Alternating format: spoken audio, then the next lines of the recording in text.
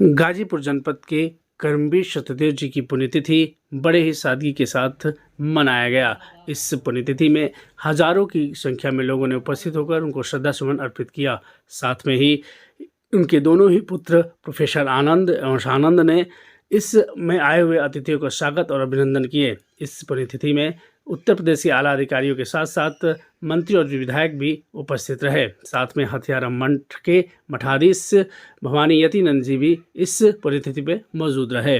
साथ में आए हुए जितने भी अतिथि थे उन्होंने कर्मवीर सत्यदेव जी की गाथा को और कीर्ति को बारे में बात करके बताया कि वो ऐसे व्यक्ति थे जिन्होंने आज इतने बड़े ग्रुप की स्थापना करने के बाद यह भी बताया कि वो समाज के लिए कई लोगों के साथ उन्होंने चलने का काम किया है। साथ में गरीबों के मसीहा के रूप में उन्होंने कार्य किया है। साथ में उनके पुत्र प्रोफेसर शानंद जी से जब मेरी बात हुई तो उन्होंने बताया कि आने वाले वर्षों में पूज्य पिताजी के आशीर्वाद से हम कुछ समाज के हित के लिए कुछ नया कार्य करने वाले हैं, जिसमें कि समाज की भलाई छुपी होगी। पेश है सीधा समाज चैनल की विशेष रिपोर्ट। इस समय हम लोग मौजूद हैं जनपद गाजीपुर में और सत्यदेव ग्रुप ऑफ कॉलेज में आज एक बहुत बड़ा प्रोग्राम हुआ था। हमारे साथ प्रोफेसर डॉक्टर सानंद जी मौजूद है।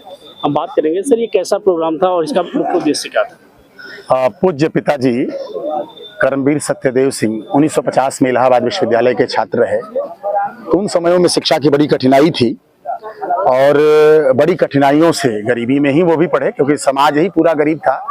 लोगों को सामान्य जीवन में और वो जीवन भर मूल्यों के लिए जिए, वो समाजवादी व्यक्ति थे। और लोहिया जी के संपर्क में इलाहाबाद विश्वविद्यालय में आए। उनको लगा कि शिक्षा के लिए हमारे को इलाके में काम करना चाहिए। तो अपने लोकल दहिंदू, सागापाली, रेंगा, सरबाजपुर, गुजरा और आस पास के 12 चौवा ढोटारी गांव से मिला करके कुछ लोगों की टीम बना करके और एक स्कूल शुरू किया, मिडिल स्कूल, जो बाद में चल करके वहां श्री गांधी इंटरमीडिएट कॉलेज ढोटारी हो गया। 1962 से इंटरमीडिएट कॉलेज हो गया और वो उनका राजनीतिक मन था और उन्हीं के पीछे पीछे लोहिया जी वाला नारा लेके जीवन पर्यंत चलते रहे। और हम दोनों भाइयों को उन्हीं मूल्यों के लिए कि शिक्षा के लिए काम करना, हम लोग काम करने लगे। आज की जो सामाजिक परिवेश है, राजनीतिक परिवेश है, उसमें हमको ये महसूस होता है कि देखिए, शिक्षा ही एक ऐसा साधन है जो व्यक्ति के विकास को चरम पर पहुंचा सकता है।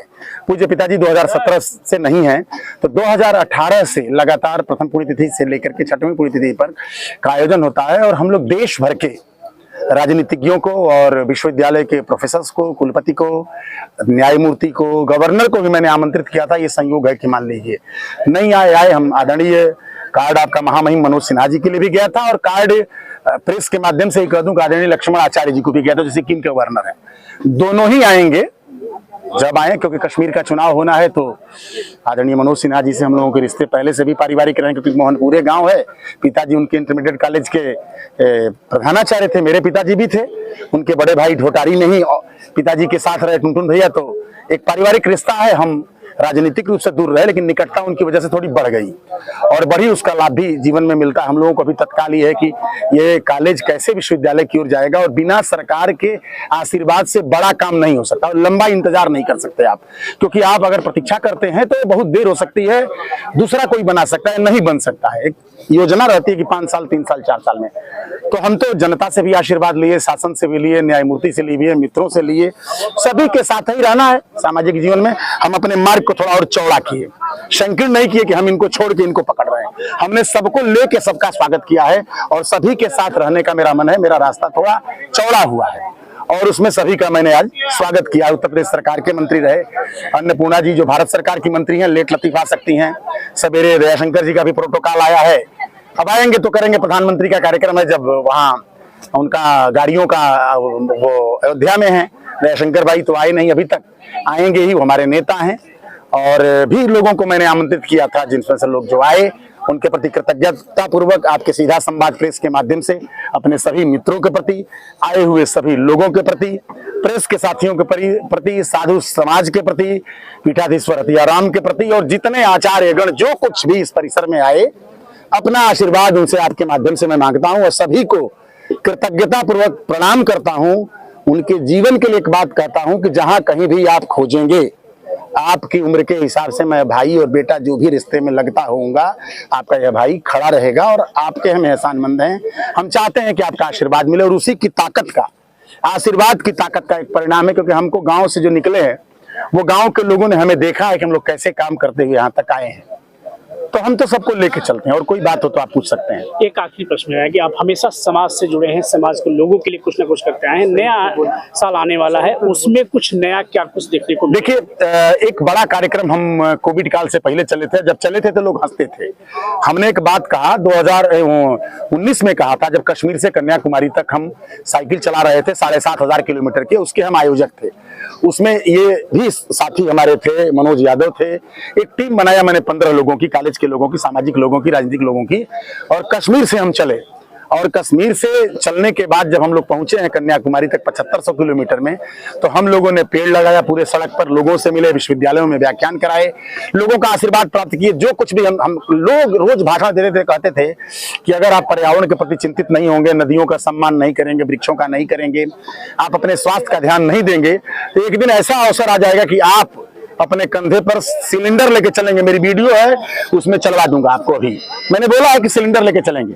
अब कोविड आया, लोगों को सिलेंडर खोजना पड़ा। और बेसो नदी को आर्या साहब जब डीएम थे तो मैंने मांगा कि ये नदी हमको दे दीजिए। दोनों किनारों पर लाखों पेड़ सत्यदेव कॉलेज अपने धन से, कर्म से लगाएगा। ये अस्थायी कार्यक्रम होगा सभी के लिए। कॉलेज, स्कूल, व्यक्तिगत भी आपको कुछ लाभ दे सकते हैं, लेकिन पेड़, जिसको आपने अपनी कविताओं के माध्यम से कहा है कि वृक्ष जो होता है कभी फल नहीं भगता है, नदियां स्वयं में पानी नहीं पीती हैं, तो ये दूसरों के सम्मान और कार्यक्रम का है। तो एक बड़ी यात्रा वो, और दूसरा हमने कार्यक्रम किया, अगर आपने याद दिलाया तो, ये शहीद परिवारों से मेरे व्यक्तिगत रिश्ते हैं। और सांसद मस्त जी से मैंने वादा कराया है, एक नया टोल फ्री नंबर जारी करेंगे किसानों के लिए और शहीदों के लिए। वो सत्यदेव कॉलेज पर एक कोई न कोई व्यक्ति बैठेगा।